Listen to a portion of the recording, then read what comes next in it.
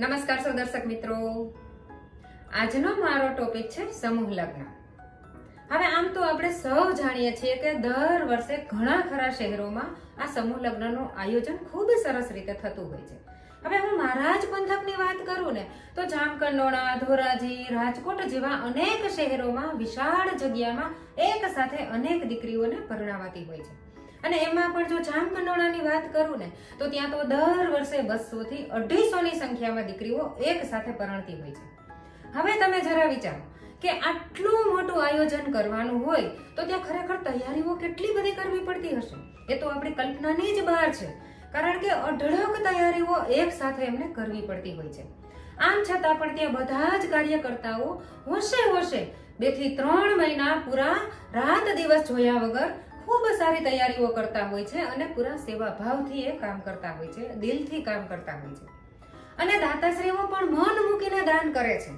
અને એટલે જ આ બધી જ દીકરીઓના લગ્નમાં જોઈતી તમામ વસ્તુઓ તેમજ જમણવાર અને સાથે સાથે દીકરીને અપાતો બધો જ કરિયાવર એક સાથે આપીને દરેક દીકરીઓને ખૂબ જ ખુશ કરાતી હોય છે.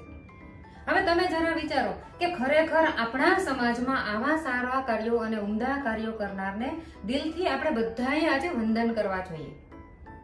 હમણાં તાજેતરમાં જ આ રાજકોટમાં એક વાલુડીના વિવાહ તરીકે કાર્યક્રમ યોજાયો હતો. હવે ખરેખર આ સમૂહ લગ્નમાં જે દીકરીએ પોતાના પિતાની છત્રછાયા ગુમાવી દીધી હોય ને એવી જ દીકરીઓ અને અનાથ દીકરીઓ માટે સ્પેશિયલ આ સમૂહ લગ્ન યોજાયા હતા. હવે દીકરી તો અનાથ હોય કે પિતા વગરની હોય, દરેક દીકરીને પોતાના લગ્નને લઈને ખૂબ સારા અરમાનો હોય છે. હવે દરેક દીકરીને એવું થતું જ હોય છે કે મારા લગ્ન ખૂબ ઠાઠમાઠથી થાય, ખૂબ સારા જાજરમાન શાહી લગ્ન થાય. પરંતુ પપ્પા જ ના હોય તો આવા લગ્ન કોણ કરાવી દે? આવા લગ્ન એ કોણ કરાવશે? તેથી આવી પિતા વગરની દીકરી હોય ને એ આવા બધા જ પોતાના અરમાનોને દિલના એક ખૂણામાં ધરબી દેતી હોય છે. પરંતુ આ પિતા વિહોણી દીકરીઓના આવા બધા જ અરમાનો પૂરા કરવા માટે રાજકોટના અનેક દાતાઓ અને સાથે સાથે કાર્યકર્તાઓ સાથે મળીને ખૂબ સરસ સમૂહ લગ્નનું આયોજન કર્યું હતું. અને બધી જ દીકરીઓના અરમાન પૂરા થઈ શકે ને એટલા શાહી લગ્ન એમને કરાવ્યા હતા. જેમ કે એન્ટ્રી એરિયાથી લઈને મંડપ સુધીનું ડેકોરેશનમાં કોઈ કમી વર્તાવા દીધી નહોતી. ખૂબ ભવ્ય, જાજરમાન, આલીશાન તમે બધું જ જોઈ શકતા હોય એ રીતે એમના લગ્ન હતા. હવે સાથે સાથે આટલું જ નહીં, પરંતુ દરેક દીકરીની એન્ટ્રી મંડપ સુધીની થાય ને અને મંડપનું ડેકોરેશન પણ ખૂબ ભવ્ય રીતે કરવામાં આવ્યું હતું. હવે આજે તમે પણ આ શાહી અને ભવ્ય લગ્ન લાઈવ જ જુઓ.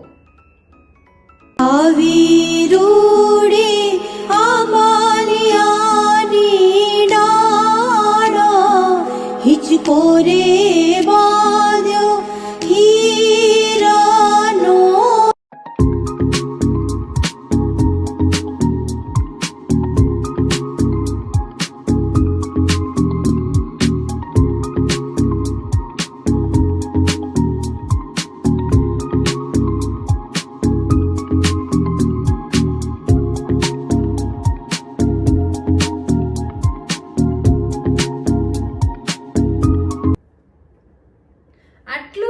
આયોજન અને આ 25 દીકરીઓને શાહી લગ્ન કરાવનાર આ રાજકોટના જ અનેક દાતાઓ છે. અરે આટલું જ નહીં, પરંતુ દીકરીઓને તમામ કરિયાવરની સાથે 6 મહિના ચાલે ને એટલું અનાજ કરિયાણું પણ એમને સાથે આપવામાં આવ્યું હતું. હવે કદાચ આપણે દીકરીઓને ઘરે પરણાવીએ ને તો આટલું કરિયાવર તો આપણે ના જ કરીએ, પરંતુ આ દાતાઓએ દરેક દીકરીને ઘરમાં મળતી તમામ વસ્તુઓ, સાંભળજો, ઘરની તમામ વસ્તુઓ, કિચનની તમામ વસ્તુઓ, 10 ગ્રામ સોનું સાથે ઘણું બધું ચાંદી અને આર્ટિફિશિયલ જ્વેલરી, સાડી, ડ્રેસ, ચપ્પલ, પર્સ જેવી તો અનેક વસ્તુઓ પૂરા પ્રેમ ભાવથી એમને આપી હતી. અને ખરેખર આજે આ બધો જ કરિયાવર તમે પણ લાઈવ જ જુઓ.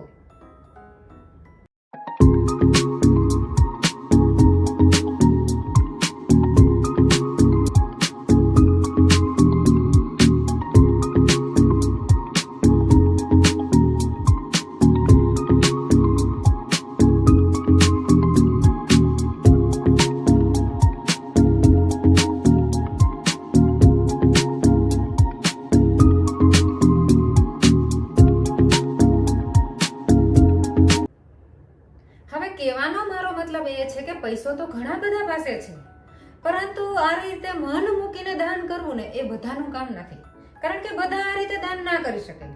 ઘણા કંજૂસ પાસે તો ઘણો બધો રૂપિયો હોય, પરંતુ એ તો પોતાના માટે પણ વાપરી નથી શકતા, તો પછી આ રીતે દાન કઈ રીતે કરી શકે? એ લોકો તો આવી રીતે સમૂહ લગ્ન હોય કે સોશિયલ એક્ટિવિટીના દાતા ક્યારે બની જ ના શકે. પૈસો પુષ્કળ હોય, આમ છતાં પણ એ ના જ થઈ શકે.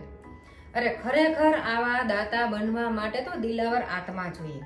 જેની પાસે દિલાવર આત્મા હોય ને એ જ આવા દાતા બની શકે ને એ જ આવું મન મૂકીને આવા આયોજન પણ કરી શકે અને આવા દાતા પણ બની શકે. રાજકોટમાં આટલું સરસ મજાના આવા સમૂહ લગ્નનું આયોજન કરનારા અનેક દાતાઓને આજે હું દિલથી વંદન કરું છું. ધન્યવાદ.